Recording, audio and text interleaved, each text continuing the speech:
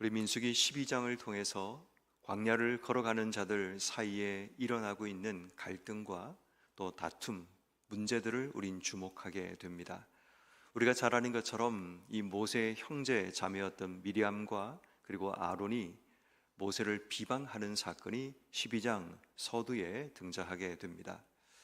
아마도 미리암이라는 이 여인은 여러분 아시는 것처럼 모세가 갈대 상자에 띄워서 이 나일강에 띄울 때 아주 중요한 역할을 했던 사람임을 우리는 알게 됩니다. 어떤 의미에서 모세가 애굽 왕궁에서 자라도록 그 결정적인 공신의 역할을 했던 사람이 미리암이라는 것을 보게 되고, 출애굽했을 이후에도 미리암이 주도해서 함께 찬양을 부르며 하나님께 영광 돌리는 그러한 모습을 보게 됩니다. 아마도 그 당시에 이 미리암은 여성 지도자로 부각되는 사람이었을 수 있겠다라는 생각을 해보게 됩니다. 뿐만 아니라 아론이라는 사람은 모세의 형이자 모세가 처음 이 애굽 땅에 들어올 때에 백성들의 마음을, 또 백성들의 장로들의 마음들을 함께 모아서 모세를 중심으로 모이게 만들었던 결정적인 역할을 했던 사람이 아론입니다. 그리고 이 출애굽 여정 가운데 하나님께서 아론과 그의 후손들에게 제사장의 직분을 감당할 수 있는 은혜를 허락하시게 됩니다. 그러다 보니까 이제 이 고난과 이 힘의 싸움들이 그 광야길 가운데도 일어나게 되어서 결국 비방이라는 방법을 통해 모세를 공격하게 되게 되죠. 그리고 어제 말씀처럼 하나님께서 모세를 향해 변호하시는 그런 내용이 등장하게 됩니다. 그리고 오늘 9절 말씀에 하나님께서 그들을 향해 진노하시는 그 장면이 등장하게 됩니다. 자, 우린 하나님께서 진노하신다라는 이 말을 가볍게 여기고 지나가지만 하나님의 진노하심을 통해 일어났던 결과들을 우린 주목해야 합니다. 때로는 우리 인생의 광야길에도 하나님의 진노가 우리의 삶 속에 일어나게 될 때 우리에게도 충분히 임할 수 있는 결과, 그 내용을 오늘 본문이 다루고 있음을 보게 됩니다. 그 첫 번째가 뭔가를 보니까 떠나심이라고 기록합니다. 오늘 본문 9절에도 진노하시고 떠나심에, 10절에도 구름이 장막 위에서 떠나갔고 라고 기록하고 있습니다. 광야길은 하나님이 함께 하지 않으시면 절대로 백성들이 그 길을 걸어갈 수 없는 죽음의 땅이고 길을 알지 못하는 땅입니다. 그런데 하나님께서 떠났다라는 것은 더 이상 그들에게 하나님의 능력과 하나님의 인도하심과 하나님의 함께하심이 그들 가운데 일어나지 않음을 의미합니다. 여러분, 우리가 광야길을 걸어갈 때 가장 조심해야 될 것은 뭐냐면, 물론 살다 보면 서로 간에 인간관계, 사회관계 가운데 있다 보니까 다툼과 갈등이 있을 수 있습니다. 그런데 문제는 하나님이 떠나시면 우리의 모든 시작과 끝이 아무 의미가 없는 겁니다. 출애굽을 했는데 하나님이 떠나시면 그들의 구원이 무슨 의미가 있고, 그들이 들어가게 될 약속의 땅이 무슨 의미가 있고, 그들이 이 광야길에 생존할 수 없는 위기가 그들 삶 속에 찾아오게 되는 겁니다. 그래서 여러분, 광야길에 우리가 가장 확인하고 조심해야 될 게 하나님이 우리와 함께 계시는가, 그 상징이 구름이 장막 위에 내려앉는 겁니다. 그런데 하나님이 떠나갔다는 이야기는 굉장히 심각한 문제라는 것을 보게 되죠. 공동체 안의 갈등이라는 것이, 우린 사람 관계에 서로 비방하고 누가 이기느냐 지느냐에 관심을 가지지만 정말 주목해야 될 중요한 한 가지는 하나님이 떠날 수 있다는 겁니다. 하나님이 떠나면 하나님의 법궤를 들고 전쟁에 나가도 법궤를 빼앗기고 전쟁에서 패하고 제상 가문이 완전히 몰락하는 그런 일들이 일어나게 됩니다. 하나님이 떠났다는 것은 우리 인생 가운데 가장 비극의 날, 가장 공포의 날이 하나님의 떠나심인데, 사람들은 누군가에게 권한을 빼앗고 힘을 얻고 마치 내가 뭔가를 쥐고 있는 그것이 중요한 것처럼 여기지만, 눈에 보이는 뭔가를 쥐려고 하다가 하나님이 떠나시면 그들이 쥐고 있는 모든 것은 아무 의미가 없게 되는 겁니다. 오늘 우리는 이 광야길의 가장 공포스러운 순간을 보게 되죠.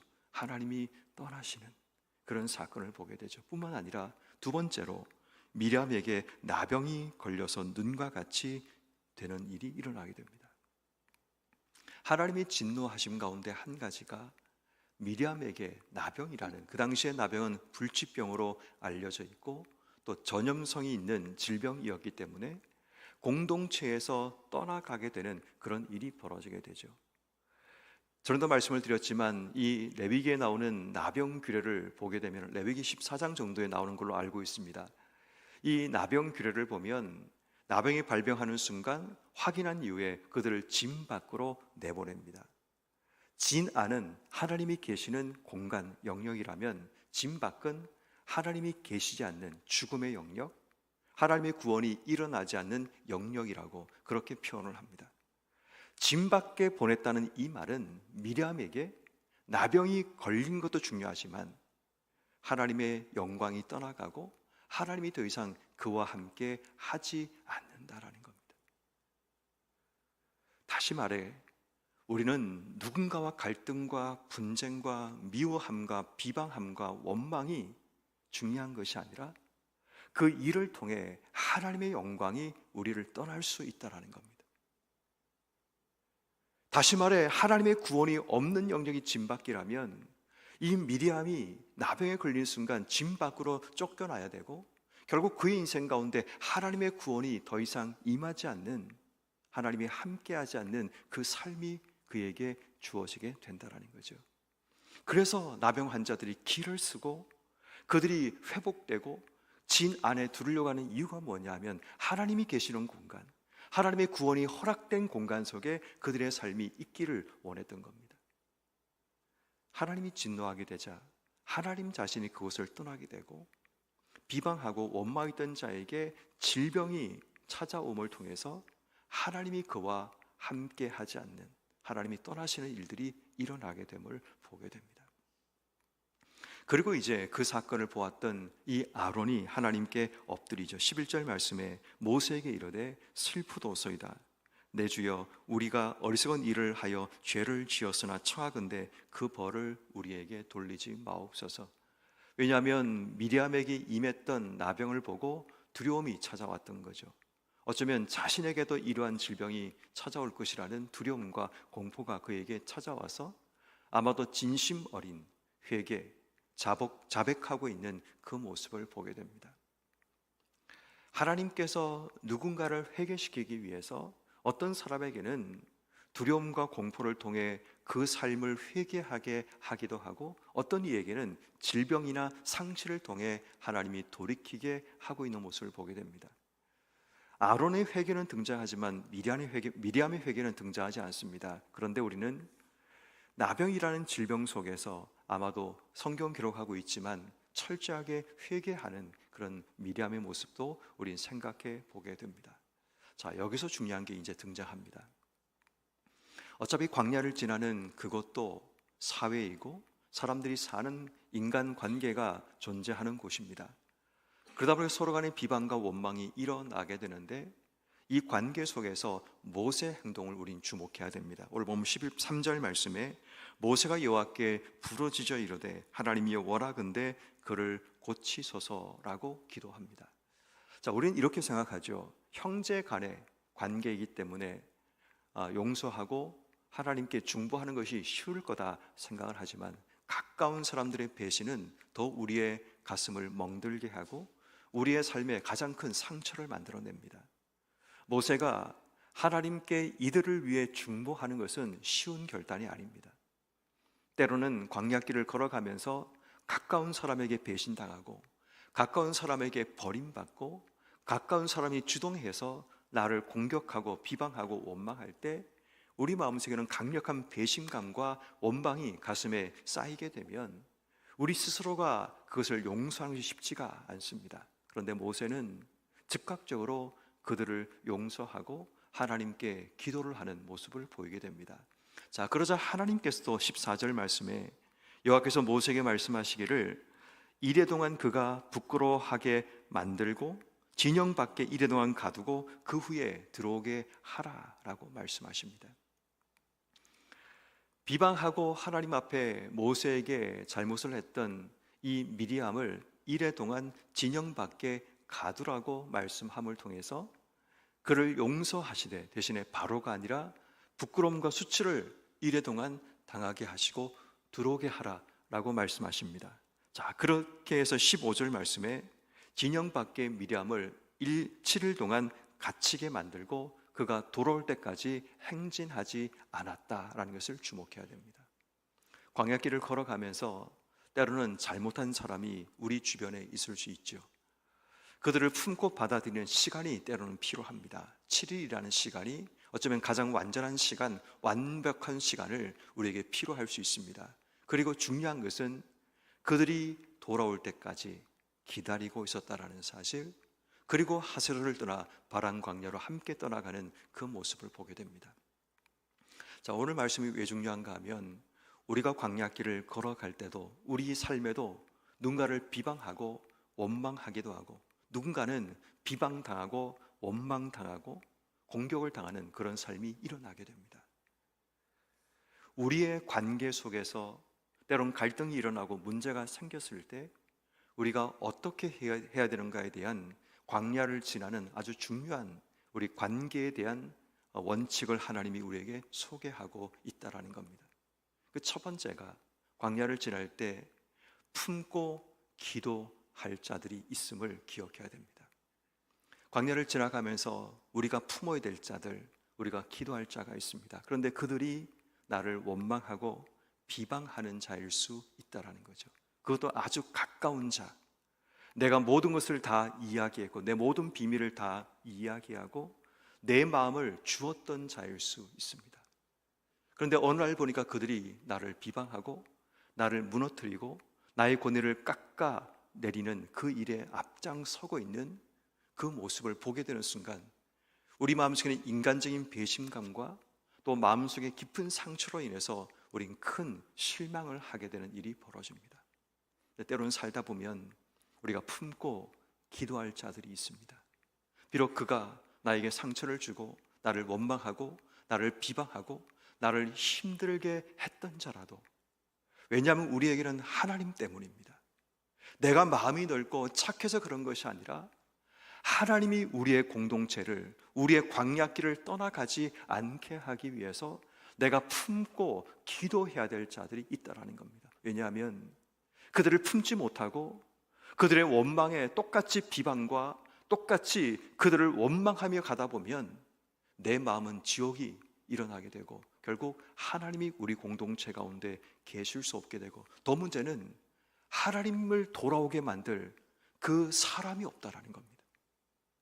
나마저 그들과 함께 맞서 싸우고 다투다 보면 하나님이 떠나신 그 하나님을 다시 우리 가운데 들어오게 만들기 위해서 누군가는 기도하고 누군가는 엎드려야 되는데 엎드리는 자가 사라지는 그 일이 벌어진다면 결국 하나님은 떠나시게 되죠. 왜 이스라엘 초기 공동체 가운데 하나님 떠나신 줄 아십니까? 가장 핵심적인 엘리가 하나님을 돌아오게 만들 수 있는 기도가 없었기 때문인 거죠. 그가 하나님께 부패하고 잘못했기 때문에 공동체를 바로 세울 수 있는 자가 없었기 때문에 결국 하나님이 떠나가시는 이가봇, 하나님의 영광이 떠나가는 일이 엘리 제사장 가문 가운데 이스라엘 공동체 가운데 일어나게 되었던 겁니다. 그럼 성도 여러분, 때로는 살다 보면 불편할 수 있고 때로는 살다 보면 누군가를 미워할 수 있고 때로는 누군가를 원망할 수 있습니다. 그런데 여러분, 그 일이 하나님을 떠나게 만든다면 그것은 미워하는 것으로 끝나는 것이 아니라 우리의 모든 삶이 무너지게 만드는, 모두가 함께 자폭하게 되는 그런 일이 일어나게 됨을 기억해야 됩니다. 그래서 우리는 품고 중보 기도하는 자가 되어야 되는 겁니다. 때로는 마음이 불편하고 힘들지만 우리는 하나님께 물어야 됩니다. 하나님, 왜 이 사람의 입술을 통해 나를 공격하게 하시는지, 왜 이 사람이 나를 원망하고 비방하게 하시는지 하나님 뜻이 무언가를 묻는 것이 필요합니다. 그래야지만 사람에 갇히고 그 감정에 묶여서 우리의 삶이 넘어지지 않는 겁니다. 예전에, 지금은 이제 이혼 상담은 절대 안 합니다. 그런데 예전에 교회가 작을 때는 이혼 상담 같은 것을 해본 적이 있습니다.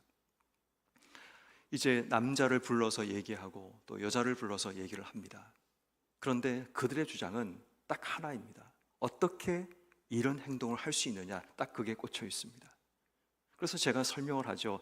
그것이 그럴 수 있다라고 얘기하는데, 다 듣고 난데 도저히 용납이 안 된다는 겁니다. 어떻게 그럴 수 있느냐, 딱 그거 하나에 꽂혀서, 또 반대로 또 다른 배우자를 만나서 얘기하면 어떻게 이 사람이 이 정도를 못 받아주느냐, 이렇게 얘기를 합니다.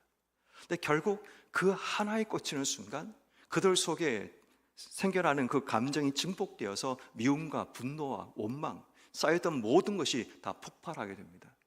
아무리 설명해도 결국 이해를 하지 못하게 됩니다.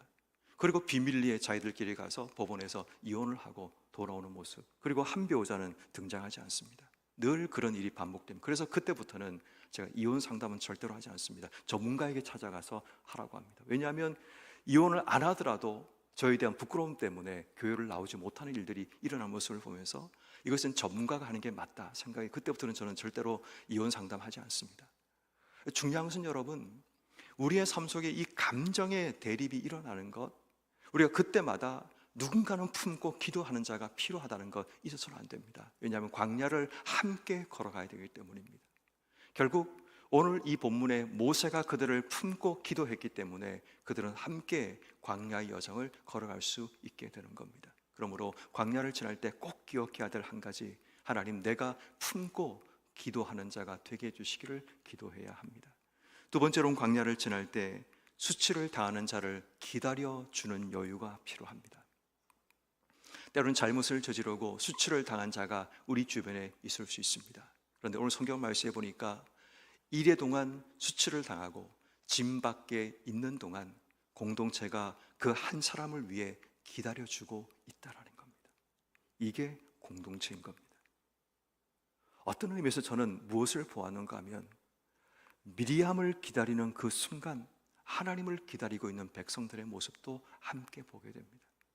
수치를 당한 자를 돌아오게 기다리는 것이 단순히 한 사람을 기다리는 것이 아니라 다시 하나님의 영광이 공동체 가운데 돌아오기를 기도하고 기다리는 그 시간이 필요하다는 겁니다. 지금 이스라엘 백성들에게는 하나님이 떠나버린 상황이 일어나게 됩니다. 하나님을 떠나보낸 백성들의 수치를 그들 스스로가 기억해야 되는 거죠.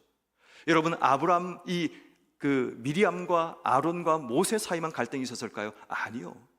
사람이 사는 공동체 안에 그들 사이에도 서로 비방하고 원망하고 보이지 않는 사소한 갈등들, 지치고 힘든 삶이 반복되다 보니까 서로에 대한 원망이 그들에게 있었을 겁니다. 그렇게 증폭된 그들의 감정의 모든 모습이 결국 하나님을 떠나게 만드는 그런 일들이 일어나게 된다는 겁니다. 특히 교회는 우리 안에서 서로 품고 기도하고 기다리지 않으면 가장 중요한 하나님의 영광이 떠날 수 있다는 것, 수치를 당할 수 있습니다.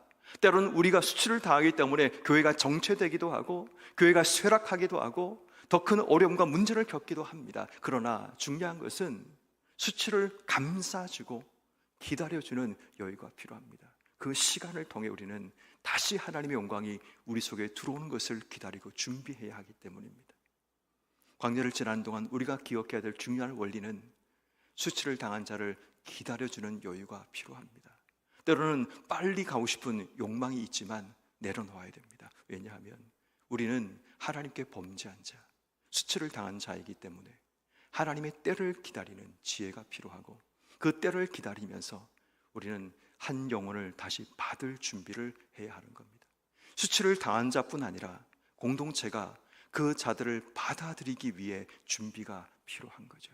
광야를 지나는 동안 수치를 당하는 자, 그들을 기다려줄 수 있는 그런 여유를 우리 속에 주셔서, 때로는 가족 안에서, 우리 공동체 안에서, 때로는 내 주변 사람들 가운데서 나에게 잘못을 하고 나를 힘들게 했던 자들을 받아주기 위한 마음속에 여유가 생겨나기를 기도하는 오늘 하루가 되기를 바랍니다. 마지막 한 가지는 교만을 깨고 용서를 구하는 자가 되어야 됩니다. 자기의 잘못을 인정하고 상대에게 용서를 구하는 그런 솔직함이 우리에게 필요합니다.